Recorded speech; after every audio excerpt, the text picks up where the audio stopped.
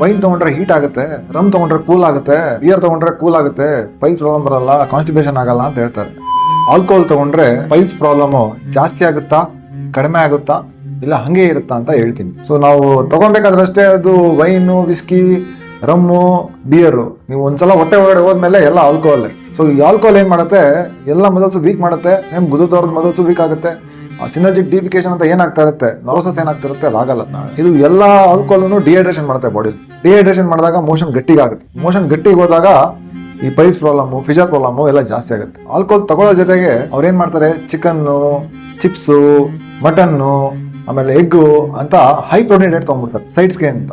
ಇದ್ರ ಜೊತೆಗೆ ಖಾರ ಜಾಸ್ತಿ ಹಾಕೊಂತ ತಗೋತಾರೆ ಟೇಸ್ಟ್ ಬರಲಿ ಅಂತ. ಅವಾಗ ತಗೊಂಡಾಗ ಏನೂ ಆಗಲ್ಲ. ನೆಕ್ಸ್ಟ್ ಬೆಳಿಗ್ಗೆ ಹೋದಾಗ ಏನಾಗುತ್ತೆ, ಮೋಷನ್ ಹೋದಾಗ ಏನಾಗುತ್ತೆ, ಅವ್ರಿಗೆ ಉರಿ ಬರುತ್ತೆ. ನಾರ್ಮಲ್ ಆಗಿ ಸ್ವಲ್ಪ ಲೈಟಾಗಿ ಬರ್ತಾ ಇರುತ್ತೆ ಉರಿ, ಅದು ನೆಕ್ಸ್ಟ್ ದಿವಸ ಜಾಸ್ತಿ ಬರುತ್ತೆ ಉರಿ, ಒಂದ್ಸಲ ಜಾಸ್ತಿ ಬ್ಲಡ್ ಹೋಗುತ್ತೆ, ಮತ್ತೆ ತುಂಬಾ ಪೇನ್ ಬರುತ್ತೆ. ಆ ತರ ಆದಾಗ ಏನಾಗುತ್ತೆ, ಪೈಲ್ಸ್ ಪ್ರಾಬ್ಲಮ್ ಜಾಸ್ತಿ ಆಗುತ್ತೆ. ಖಂಡಿತ ಕಂಪ್ಲೀಟ್ ಆಗಿ ಹಾಕೋದು ಬಿಡ್ಬೇಕಂತ ಕೇಳಿದ್ರೆ 100% ಕಂಪ್ಲೀಟ್ ಆಗಿ ಬಿಟ್ರೆ ಒಳ್ಳೇದು. ಸೊ ಯಾವ್ದು ಒಳ್ಳೇದು, ಯಾವ್ದು ಕೆಟ್ಟದು ಅಂತ ಯಾವ್ದು ಇಲ್ಲ, ಎಲ್ಲ ಕೆಟ್ಟದೇನೆ. ಏನೇ ಆಲ್ಕೋಹಾಲ್ ಕಂಟೆಂಟ್ ಇದ್ರೆ ಏನೋ ನೀವು ತಗೊಂಡ್ರೆ 100% ಅದು ಪೈಲ್ಸ್ ಪ್ರಾಬ್ಲಮ್, ಫಿಶರ್ ಪ್ರಾಬ್ಲಮ್ನೆಲ್ಲ ಜಾಸ್ತಿ ಮಾಡುತ್ತೆ.